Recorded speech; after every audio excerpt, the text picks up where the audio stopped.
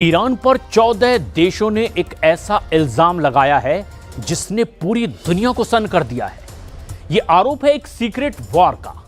अमेरिकी राष्ट्रपति Donald Trump, Britain, France, Germany और कनाडा समेत पश्चिमी देशों ने कहा है कि ईरानी इंटेलिजेंस एजेंसियां अब सीधे सीधे उनकी सरजमी पर हत्या और अपहरण की साजिश रच रही है। ऐसे में सवाल यह है कि क्या ईरान छुप करके एक वर्ल्ड वॉर मोड में आ चुका है और क्या 12 दिन की खुली जंग के बाद अब ईरान गुप्त दरवाजे से दुश्मनों को सबक सिखाने की कोशिश कर रहा है।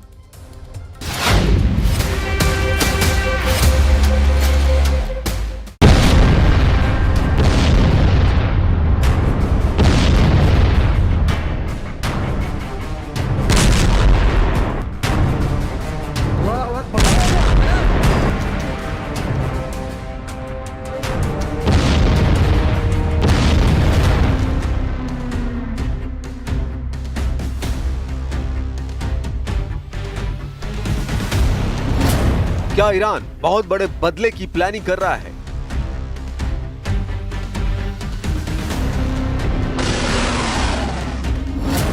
क्या खमेनी के लड़ाकों की जद में 14 देश आ चुके हैं? क्या पश्चिमी देशों को सबक सिखाने की तैयारी हो रही है?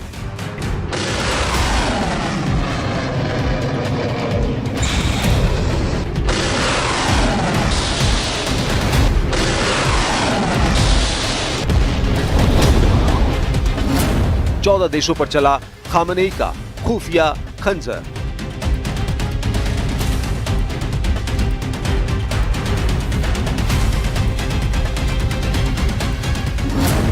वॉर जोन का सीक्रेट प्लान डिकोड।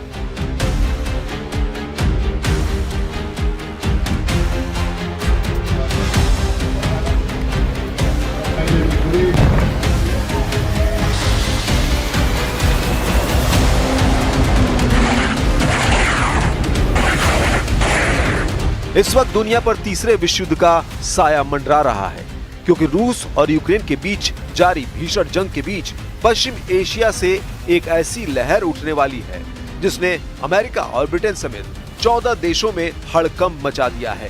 क्योंकि अभी तक दुनिया सिर्फ उन वॉर टैक्टिक्स को देखती आई है जिनके जरिए पल भर में मिसाइलों से बड़ी बड़ी इमारतों को धराशायी किया गया है, जिनके जरिए शहर के शहर तबाह किए गए हैं, जिनके जरिए दुश्मन देशों की सामरिक शक्ति पर भयंकर प्रहार किए गए हैं। लेकिन युद्ध के इन खतरनाक पैतरों के बीच अब जो खबर आ रही है वो न सिर्फ चौंकाने वाली है, बल्कि उस खबर ने पूरी दुनिया को डरा दिया है। क्योंकि इस खबर के केंद्र में है ईरान, इस खबर के केंद्र में है सुप्रीम लीडर आयतुल्लाह खामेनी, यानी वो शख्स जिसने इजराइल अमेरिका के साथ हुई 12 दिन की जंग में भारी नुकसान को सहा है। और अब उसी देश यानी ईरान पर दुनिया के ताकतवर देशों ने ऐसा आरोप लगाया है जो किसी जासूसी थ्रिलर से कम नहीं है। अमेरिका, ब्रिटेन, फ्रांस, कनाडा समेत 14 देशों ने मिलकर ईरान की खुफिया एजेंसी MOIS पर बेहद संगीन आरोप लगाया है। एक ऐसा आरोप जो दुनिया को तीसरे विश्व युद्ध की आग में झोंक सकता है। इन 14 देशों ने ईरान की खुफिया एजेंसी पर हत्या, अपहरण और जासूसी का आरोप लगाया है। और ये सिर्फ आरोप या फिर हवाई बातें नहीं है, ये घटनाएं साबित हो चुकी हैं। इन देशों का कहना है कि ईरानी एजेंट्स ने न्यूयॉर्क, लंदन और पेरिस में हत्याएं करने की कोशिश की, विपक्षी नेताओं, पत्रकारों और यहूदी नागरिकों को निशाना बनाया। ब्रिटेन ने साफ कहा ये एक घोषित गुप्त युद्ध है। ब्रिटेन की तरफ से दावा किया गया है कि 2022 से अब तक 20 से ज्यादा साजिशें नाकाम की गई। नेदरलैंड में एक ईरानी नागरिक की हत्या की कोशिश को रोका गया। अमेरिका ने 3 यूरोपीय गैंगस्टर को गिरफ्तार किया जो एक ईरानी अमेरिकी पत्रकार की हत्या की साजिश में शामिल थे।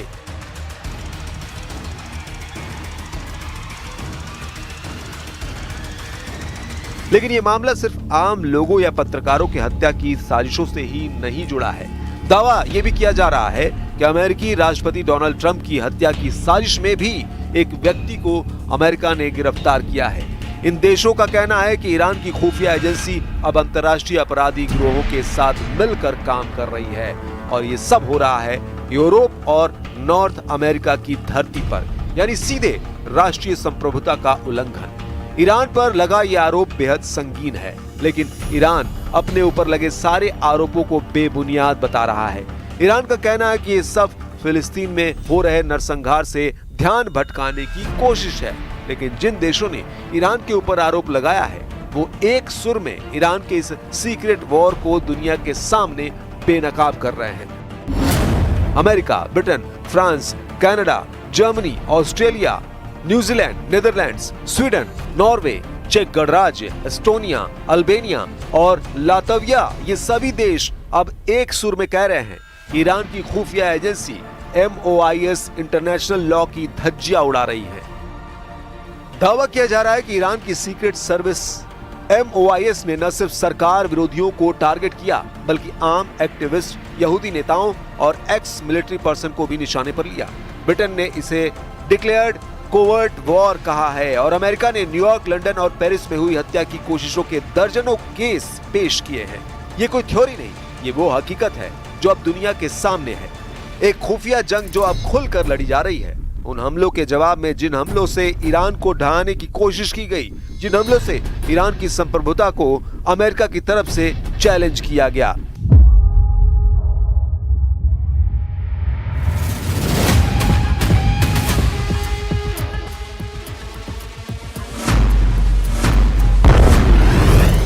ईरान की रणनीति अब साफ है, दुनिया भर में फैले असहमति के सुरों को खामोश करना और अमेरिका इजराइल के खिलाफ बदले की कार्रवाई को अंजाम देना।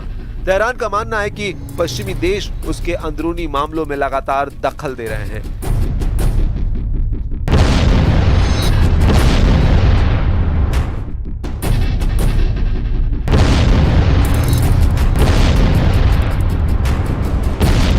चाहे वो महिलाओं के हिजाब आंदोलन हो या न्यूक्लियर डील। इसी सोच के तहत ईरान की खुफिया एजेंसी MOIS और कट्टर सैन्य संगठन IRGC अब उन एक्टिविस्ट, पत्रकारों और पूर्व सैन्य अधिकारियों को रिमोटली खत्म करने की कोशिश कर रहे हैं जो यूरोप और अमेरिका में बैठकर ईरानी शासन के खिलाफ आवाज उठा रहे हैं। हाल ही में IRGC के पूर्व अधिकारी ने बताया कि उन्होंने विदेशों में विरोधियों की हत्या की निगरानी की, स्पेन के आतंकवादी गुटों को पैसे देकर पेरिस में ऑपरेशन चलाकर और यहां तक कि फ्रांस को धमकी देकर अपने एजेंट को छुड़वाया।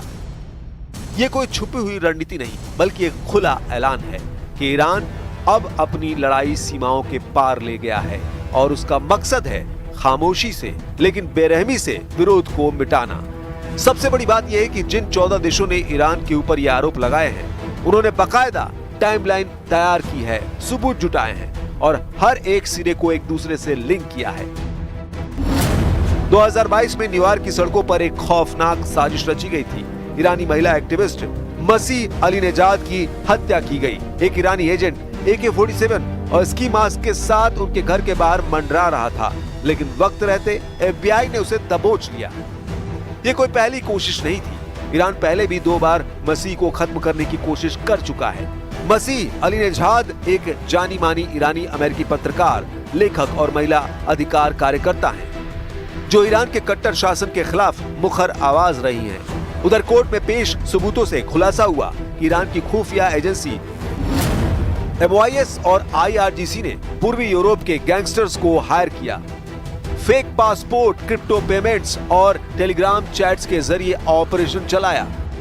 लंदन में कई पत्रकारों को टारगेट लिस्ट में पाया गया और ऑस्ट्रेलिया, जर्मनी, स्वीडन के पास भी ऐसे हत्या के सबूत हैं जो बताते हैं कि ईरान अब विरोधियों को सिर्फ देश के अंदर नहीं बल्कि दुनिया भर में खत्म करने की रणनीति पर काम कर रहा है।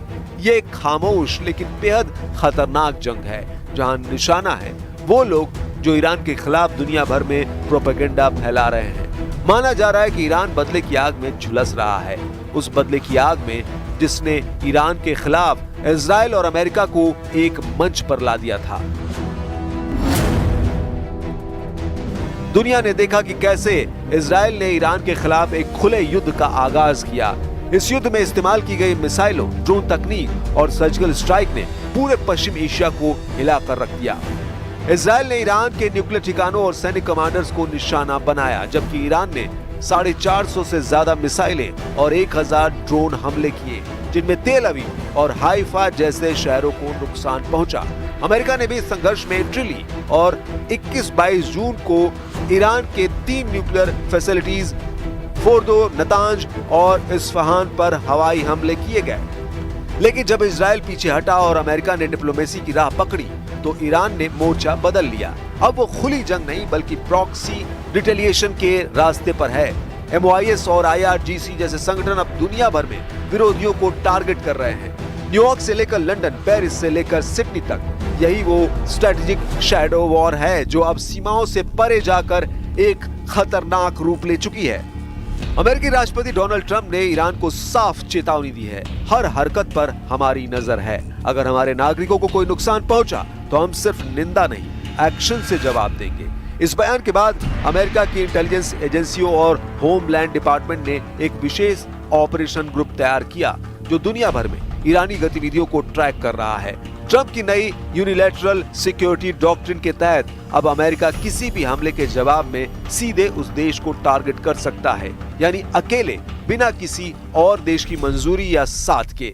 ये रणनीति उस समय सामने आई जब उन 12 दिनों की जंग के दौरान ईरान ने अमेरिका के सैन्य बेस पर मिसाइलें दागी और ट्रंप ने उसे बहुत कमजोर हमला बताते हुए कहा, अगर दोबारा ऐसा हुआ तो हम फिर से बमबारी करेंगे। अब ये साफ है कि अमेरिका इस शैडो वॉर को सिर्फ डिप्लोमेसी से नहीं बल्कि निर्णायक सैन्य कार्रवाई से भी जवाब देने को तैयार है और ये बात ट्रंप के इस बयान से साफ झलक रही है।